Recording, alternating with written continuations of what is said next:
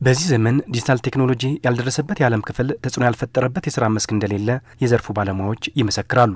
በአዲስ አበባ ከተማ ወረቀት አልባ የሕክምና መረጃ ስርዓት ተግባራዊ በመደረጉ የሕክምና መረጃ አያያዝ ቀልጣፋና ተጠያቂነት የሰፈነበት አድርጓል።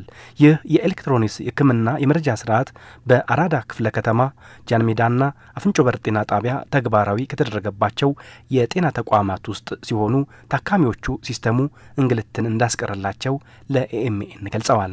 አሁን የመጣሁት እኔ 2 ደቂቃ ይሆነኝ።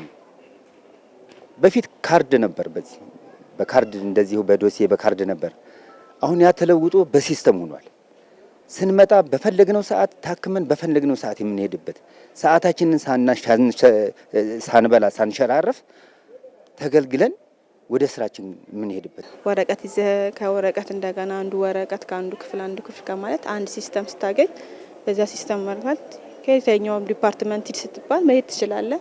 በዛ ልክ ደግሞ ሙሉ ፋይልንም ከዛ ላይ ታገኛለህ። አሁን እዚህ ካርድ ክፍል ቢሆን በካርድ ሲሆን ካርድ ይጠፋል። ነገ ከዛ ፋይልን አታገኘው። ያንን ቢያንስ ቀርፎልናል ብዬ አምናለሁ። እኔ በዚህ በሲስተም ከመጣው በጣም ቀልጠፍ ያለ ነው።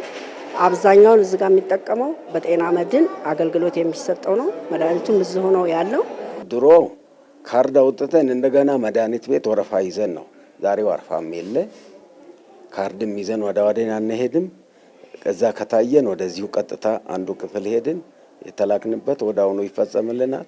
የኤሌክትሮኒክስ የሕክምና መረጃ ስርዓት የታካሚዎችን እንግልት ከመቀነስ ባለፈ ጥራት ያለው የሕክምና አገልግሎት መስጠት እንዳስቻለም ተገልጿል። እንግዲህ ከካርድ ክፍል ጀምሮ ስታርት ከሚያደርገው ጀምሮ እስከ ፋርማሲ ድረስ የተሳሰረ ነው። እንደዛውም ደግሞ በጣም ብዙ ነገሮች ሎዶችን ቀንሷል።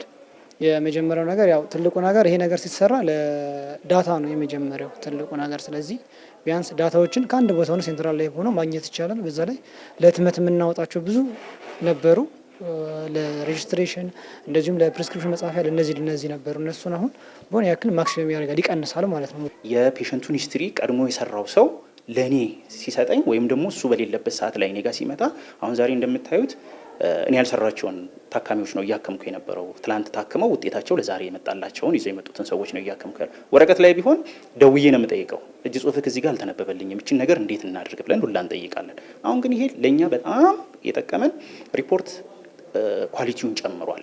ወደ ላይ የምንልከው ሪፖርት ደምረን አይደለም ከወረቀት ላይ ለቅመን ምናምን አይደለም፣ ሲስተሙ ራሱ ጀነሬት ያደርግልናል። የአራዳ ክፍለ ከተማ ጤና ጽሕፈት ቤት ኃላፊ ሄኖክ ጌታቸው በአሁኑ ወቅት በክፍለ ከተማው 10 ጤና ተቋማት ወረቀት አልባ የሕክምና መረጃ ስርዓት ሲስተም መተግበራቸውን አንስተው ከዚህ ውስጥ 5ቱ ደግሞ ሙሉ በሙሉ ከወረቀት ነጻ አገልግሎት እየሰጡ ይገኛሉ ብለዋል። ወረቀት አልባ ስራችን በጤና ተቋም ላይ እስካሁን ድረስ 5 ጤና ጣቢያዎች ላይ ደርሰናል። በዚህም 5 ወረዳዎች ላይ መድረስ ስራ ተሰርቷል። በአጠቃላይ ያለን 8 ወረዳ ነው።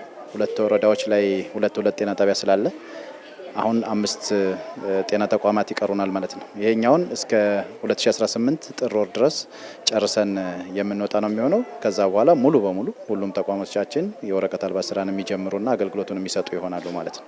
የተገልጋይ እርካታን ለመጨመር በምንሰራበት ወቅት አራዳ ክፍለ ከተማ እንደ ክፍለ ከተማችን በጤናው ዘርፍ 62 በመቶ የነበረ ቢሆንም አሁን ላይ ግን እነኚህ ወረቀት አልባ የጀመርንባቸው ላይ ከ90 በመቶ በላይ መድረስ ችሏል ማለት ነው። በአዲስ አበባ ከተማ የሚገኙ 7 የመንግስት ሆስፒታሎችና 51 ጤና ጣቢያዎች ከወረቀት ነጻ አገልግሎት በመስጠት ታካሚዎችን ካርድ ለማውጣት የሚያባክኑትን ጊዜና ጉልበት ማስቀረት መቻላቸውን የአዲስ አበባ ጤና ቢሮ መረጃ ያሳያል።